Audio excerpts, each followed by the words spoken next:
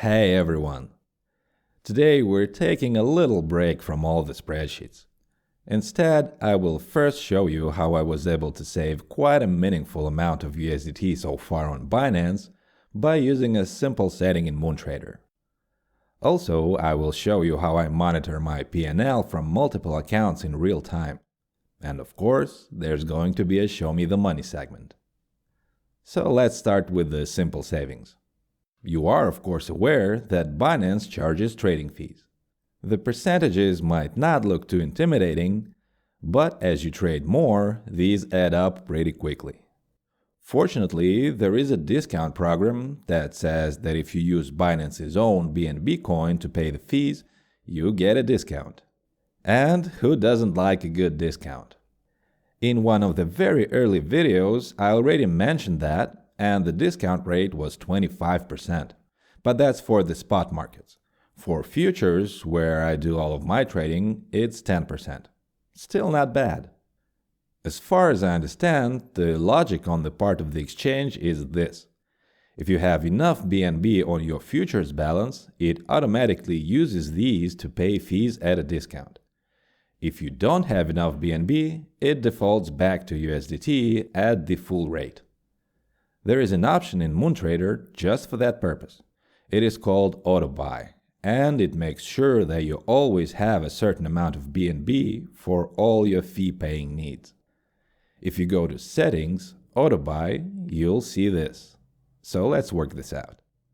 In the asset, you obviously type BNB. Interestingly, you don't get a prompt here like you do in many other places. You just blindly type BNB and it works. Next, we have the amount of BNB to buy. The minimum amount allowed by the exchange is 0.05 BNB, which at the current rate is around 16 USDT. So that's the setting I'm going with for now. It seems enough. I have checked, and on a slow day I usually pay up to a few bucks in fees per account. But on a very active day, it goes up to 40 bucks in fees per account. Next, we have the delay. To me, this setting does not make really much sense without first talking about the options below. So let's go there for a bit. This box turns on AutoBuy for your futures wallet. And here you specify the minimum amount of BNB to be maintained in your account at all times. As soon as your BNB balance drops below this, the AutoBuy sequence is triggered. A good rule of thumb seems to be to keep about 10 trades worth of fees as the minimum. So let's say that on average you pay 50 cents in fees per trade, so here you should have 5 USDT worth of BNB. And that's about 0.015. You have to do these conversions yourself. Not the most elegant way, but it's pretty easy nonetheless. Here you specify what coin you want to use to pay for your BNBs. In my case, it's obviously USDT. Well, here, interestingly enough, you do get a prompt. Now back to the delay option above. This determines how often Moontrader checks the actual BNB balance against the minimum you specified here. And once it detects that you've gone below, it automatically buys this amount of BNB. What you put here depends on the intensity of your trading. I don't know, every few minutes should be fine. Note that BNB fees should be first enabled in your Binance account outside of Moontrader. Alright, that's great and all, but what is the real-life difference that this makes? Well, let me show you. I had this option turned on for the last 2 months. Ever since I got into trading larger order sizes. And here you can see that I paid 746 USDT in fees so far.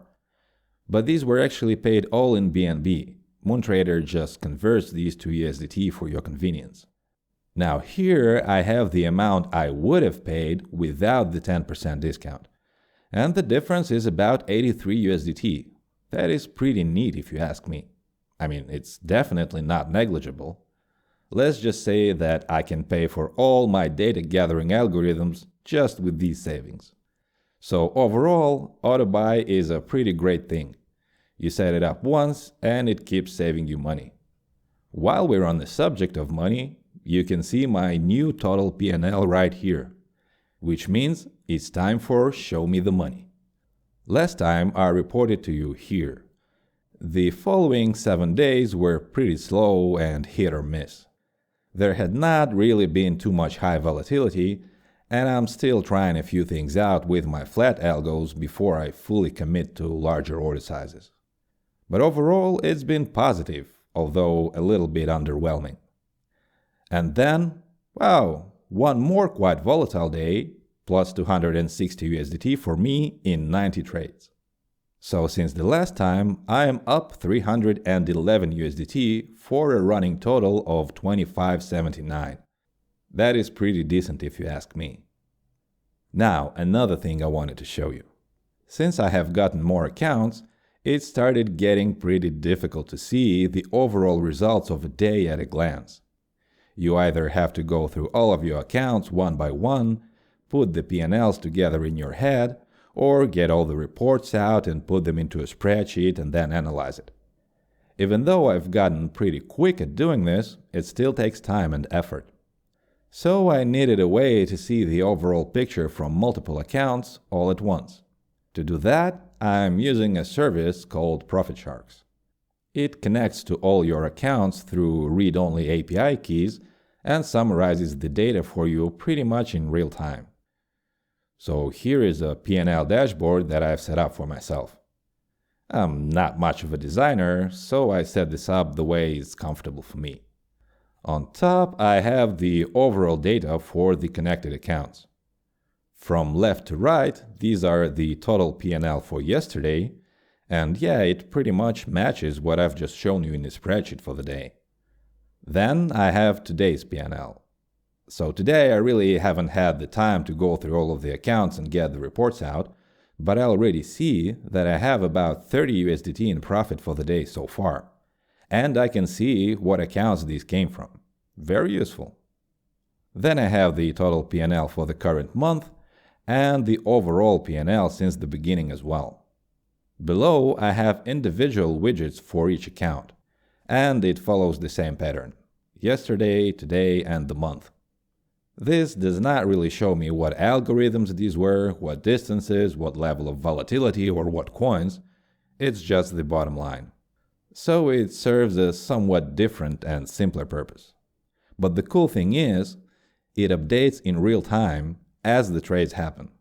I mean, if there had been one right now, the corresponding number would change immediately.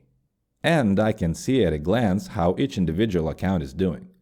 So some are up 300 USDT or more for the month, and this one is only 30, but overall, each account remains profitable.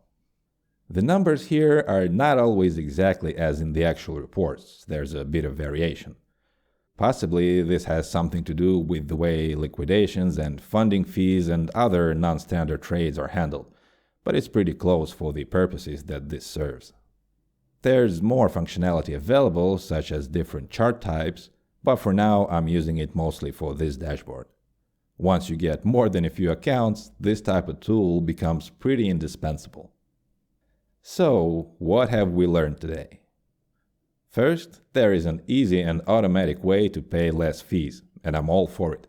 And over 2 months, it saved me over 80 USDT. And secondly, there are tools that make it easier to manage multiple accounts and see the results in real time. Alright, this has been a pretty laid-back video. Maybe we'll get into the hardcore analysis next time, who knows. But for now, have a very nice day, and I will see you soon.